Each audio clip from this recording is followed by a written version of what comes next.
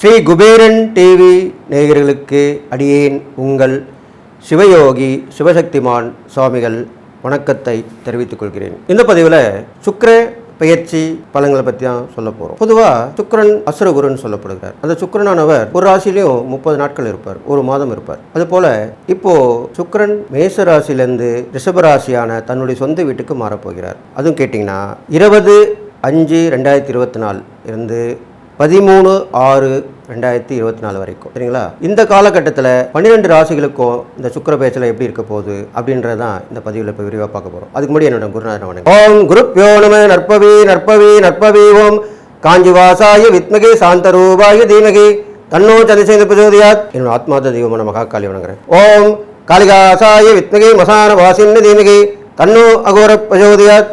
பொதுவாக சுக்கிரன் மாதம் பயிற்சி ஆகக்கூடிய ஒரு கிரகம் தான். இது சமீப காலமாக இப்போது மாசத்து கிரகத்தோடைய பயிற்சியும் பார்த்துட்டு வராங்க. அது கண்டென்ட் கிடைக்குதோ கிடைக்காததோ அப்படின்றது கூட இல்லை. ஆனால் நவ கிரகத்தையுடைய பயிற்சியும் சொல்கிறது தான் நல்ல ஒரு ஜோதிடனுக்கு விசேஷமான நன்மை தரும். ஏன்னா ஜோதிடர்கள் எல்லாருமே நாள்தோறும் நவகிரகத்தை பற்றி தான் மக்களுக்கு விழிப்புணர்வு கொடுத்துன்னு வராங்க, அதனுடைய பலாபலம் சொல்லிட்டு வராங்க.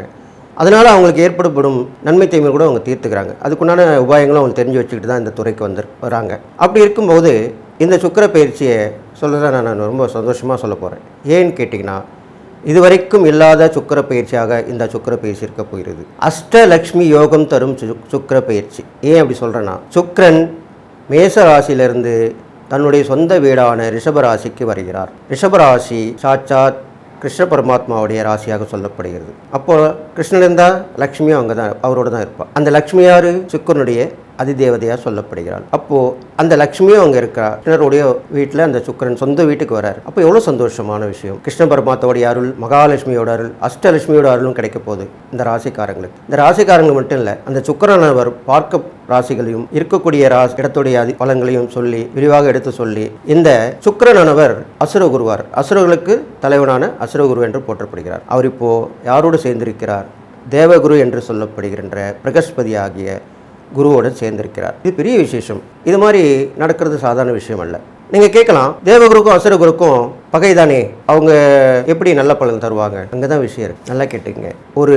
ஒரு போட்டின்னு இருந்தால் அதில் ஒரு பேராசை பொறாமையெல்லாம் இருக்கும். ஒரு அரசாங்கத்துக்கு கூட விடுங்க, ஒரு அரசாங்கம் ஒரு உதவி பண்ணிச்சின மக்களுக்கு அது எதிர்க்கட்சி தலைவரும் பண்ணுவார். ஏன்னா நாளைக்கு அவர் வரணும் அப்படின்ற ஒரு விருப்பத்தில் மக்களுக்கு செய்வார். போட்டி போட்டுன்னு செய்வாங்க. இவர் ஒன்று செஞ்சால் அவர் ஒன்று செய்வார்.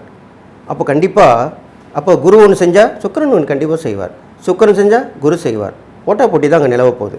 போட்டி போட்டுன்னு அவங்க பலன்களை கொடுக்க போகிறாங்க. நீ கொடுக்க போறியா, நான் கொடுக்க போறியா அப்படின்னு தான் கொடுக்க போகிறாங்க.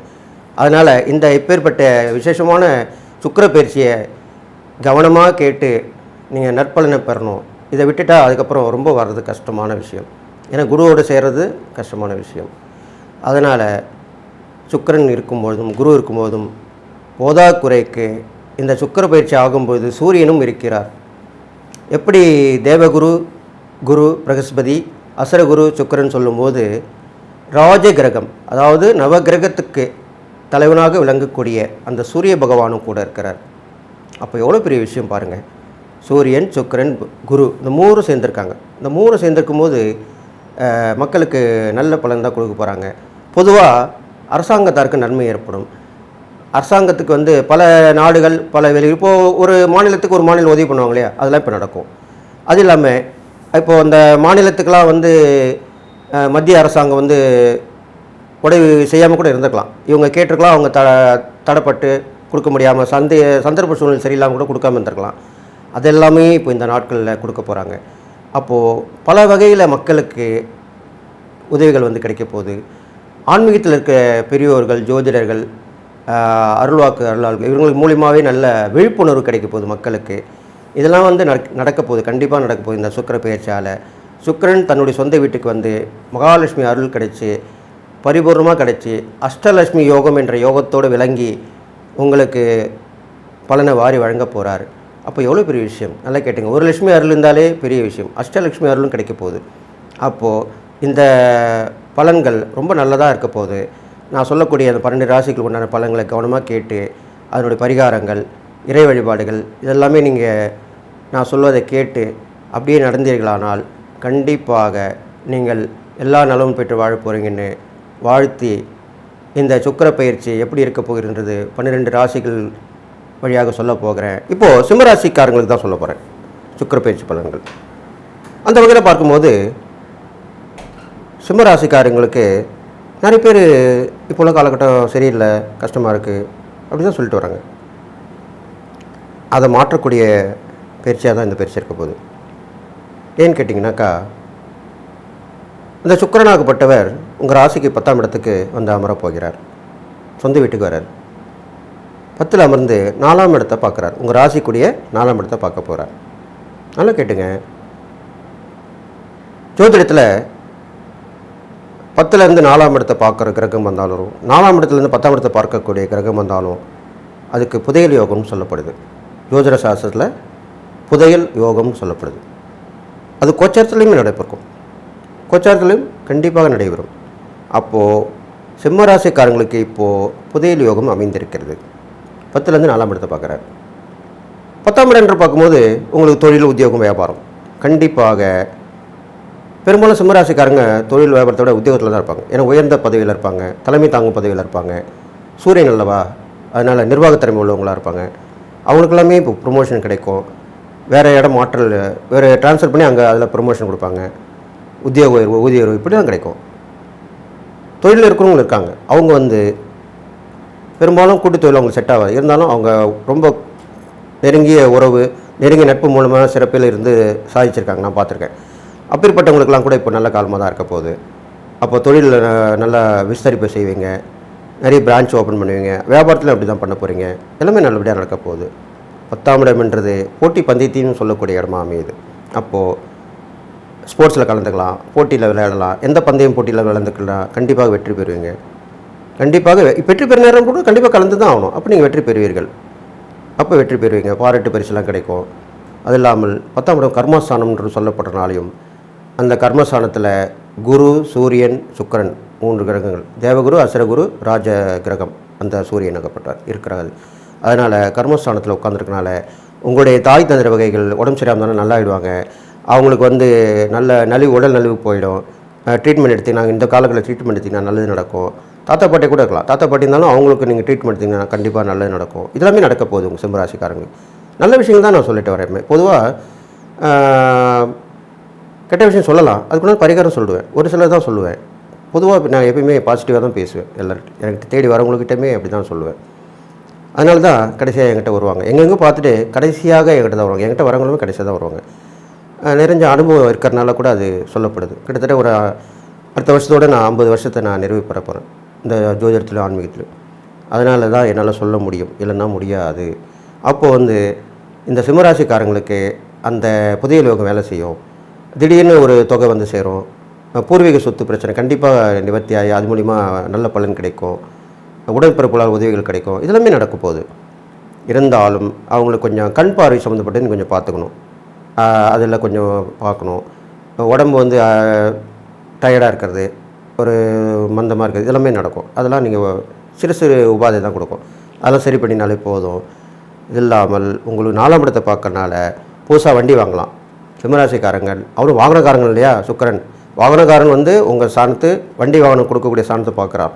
அப்போ கண்டிப்பாக வாகன மேன்மை உண்டு, வாகனம் வாங்கலாம். இது வரைக்கும் நீங்கள் நிறைய வாகனத்தில் ஐயோ அந்த காரில் அந்த வண்டியில் போகலையேன்னு ஆசைப்பட்டுருவீங்க. அந்த வண்டியில் கண்டிப்பாக போவீங்க. ட்ரெயினில் போவீங்க, வாகனத்தில் போவீங்க, விமானத்தில் போவீங்க, கப்பலில் போவீங்க. எல்லாமே ஒரு போக்குவரத்து துறை சம்மந்தப்பட்டது தானே. எல்லாமே அது வாகனங்கள் சொல்லக்கூடிய விஷயந்தான். அப்போ அதெல்லாமே நீங்கள் ஈடுபட்டு வெற்றி பெறுவீர்கள். வீடு கட்டுவீங்க, அப்புறம் இடம் வாங்கி போடுவீங்க, கட்டாமல் இருந்தீங்கன்னா வீடு கட்டுவீங்க, கிரகப்பிரவேசம் பண்ணுவீங்க, எல்லாமே நடக்கும். அப்போது நல்ல விஷயங்கள் தான் சிம்மராசிக்காரன் நடக்க போகுது. அதனால் சுக்கிர பயிற்சி கண்டிப்பாக நல்லது நடக்கும். நீங்கள் நவகிரகத்தில் சுக்கிரனுக்கு வெள்ளிக்கிழமையில் மொச்சை பயிர் வைத்து 6 விளக்கு நெய் விளக்கு போட்டு வரலாம். லக்ஷ்மி கோயில், அஷ்டலட்சுமி கோயில் போயிட்டு வரலாம். மகாலட்சுமி தாயாரை வணங்கலாம், பெருமாளை வணங்கலாம், இது மாதிரிலாம் பண்ணிட்டு வரலாம். இருந்தாலும் சிம்மராசிக்கு அந்த சூரியன் அம்சம் கொண்ட அந்த சிவனையும் வழிபட்டு வர வேண்டும். அப்போ எப்படின்னா பிரதோஷ அன்னைக்கு போகணும். எப்பயுமே சிம்மராசிக்காரங்க பிரதோஷ அன்னைக்கு சிவன் வணங்கலாம். அனுதினமும் நீங்கள் சூரிய நமஸ்காரம் பண்ணணும். நான் எப்பவுமே சொல்கிறது உண்டு சிம்மராசிக்காரனுக்கு. அனுதினமும் காலையில் எழுந்தோன்னு சூரிய நமஸ்காரம். ஏன்னா உங்கள் ராசி அது அந்த சூரியனை வழங்கி வருது, ரொம்ப விசேஷமாக சொல்லப்படுது. இது மாதிரி பண்ணிட்டு வரலாம். பிரதோஷத்தில் கலந்துங்க, நீங்கள் அதில் பங்கு பெறுங்க, உபயதாராக கொடுங்க, இல்லைன்னா அதில் பங்கு பெற்றுங்க. இதுதான் நான் சொல்லிட்டு வரோம் பதிவுலையும். அதெல்லாம் கண்டிப்பாக நன்மை நடக்கும். நீங்கள் சாதுக்களுக்கு வந்து உதவி பண்ணுங்கள். கிரிவல பாதையில் இருக்காங்க, அங்கங்கே இப்போ நிறைய சாமியார்கள் சாதுக்கள் எல்லாமே உலாவி வராங்க. நிறைய பேர் சாமியார் ஆகிறாங்க. இப்போது இல்வாழ்க்கையிலேருந்து நிறைய பேர் அந்த மாதிரி அமைஞ்சு போச்சு காலகட்டங்கள். அதனால் துறவரம் மேற்கொண்டுறாங்க நிறைய பேர். அப்போ அவங்களுக்குலாம் உதவி பண்ணுங்கள், நல்லது நடக்கும். தான தர்மம் பண்ணுங்கள். நீங்கள் கண்டிப்பாக பண்ணக்கூடியது என்னென்னு கேட்டிங்கன்னா, நல்லா கேட்டுங்க. உணவு சுட சுட உணவு நீங்கள் சாப்பிட்ணும். நீங்கள் தானம் தர்மம் பண்ணுற உணவும் சுட சுட இருக்கணும். அது ரொம்ப விசேஷம். ஏன்னா உங்கள் சிம்ம ராசி சூரியனுடைய ராசியாக அமையுது. அப்போது சூரியனுடைய தன்மை என்ன, சூடாக இருக்கிறதா, எப்பவுமே சூடாக. இப்போ பாருங்கள், கோடைக்காலம் இது வரைக்கும் இல்லாத அளவுக்கு கோடை வெப்பம் பயங்கரமாக போயின்னு. அதனால் சுட சுட உணவு அருந்தணும். நீங்கள் தான தர்மம் பண்ணும்போதும் சுட சுடவான உணவை கொடுத்தீங்கன்னா நல்லாயிருக்கும். இல்லைன்னா அந்த தேநீர், டீ சொல்கிறேன்னா டீ, காஃபி, இது மாதிரிலாம் அதெல்லாம் கூட நீங்கள் வாங்கி கொடுக்கலாம். தான தர்மம் அது கூட தான தர்மம் தான். ஏன் நீங்கள் எப்பா டீ சாப்பிட்றியா, வாங்கி கொடுங்க. காஃபி சாப்பிட்றியாப்பா, வாங்கி கொடுங்க. இது மாதிரிலாம் செய்யலாம். இது மாதிரிலாம் பண்ணிட்டு வாங்க. இது பண்ணிட்டு வரலாம். நல்லா கேட்டுங்க. இது இல்லாமல் இந்த ஹோட்டல் துறையில் இருக்கவங்க நல்லா வெற்றி பெறலாம். உணவு சம்மந்தப்பட்ட துறையில் இருக்கவங்க வெற்றி பெறலாம். அப்புறம் வந்து அரசாங்கத்துறையில் உங்களுக்கு அனுகூலம் கிடைக்கும். இதெல்லாமே உங்கள் சிம்மராசிக்காரங்களுக்கு கண்டிப்பாக நல்லது நடக்க போகுது. இந்த சிவனை வணங்கிட்டு வாங்க. எல்லாமல் அந்த அருணாச்சல சொல்லக்கூடிய அண்ணாமலையாரை வணங்கிட்டு வாங்க. அண்ணாமலையார் பார்க்கணுன்னா திருவண்ணாமலை தான் போகணும். இல்லை, இங்கே அருகாமையில் உள்ள கோவில்லையும் அண்ணாமலையார்னு இருப்பார். அந்த பேர் கொண்டவர் இருப்பார். அருணாச்சலேஸ்வரர் இருப்பாங்க. எல்லாமே இருப்பாங்க. பக்கத்துலேயே போய் வணங்கிக்கலாம். அவர் வணங்கிட்டு வாங்க. அனுதினமும் அவர் பண்ணிட்டு வாங்க. நான் சொன்ன இறை வழிபாடு பரிகாரம் பண்ணிட்டு வாங்க. கண்டிப்பாக இந்த சுக்கிர பயிற்சி உங்களுக்கு நல்லதாக நடக்கும்னு சொல்லி வாழ்த்தி விடைபெறுகிறேன். ஸ்ரீ குபேரன் டிவியை பார்த்தமைக்கு நன்றிகள். மேலும் இது போன்ற தகவல்களை தெரிந்து கொள்ள ஸ்ரீ குபேரன் டிவியை சப்ஸ்கிரைப் செய்யுங்கள். மறக்காமல் பெல் ஐக்கானை கிளிக் செய்யுங்கள்.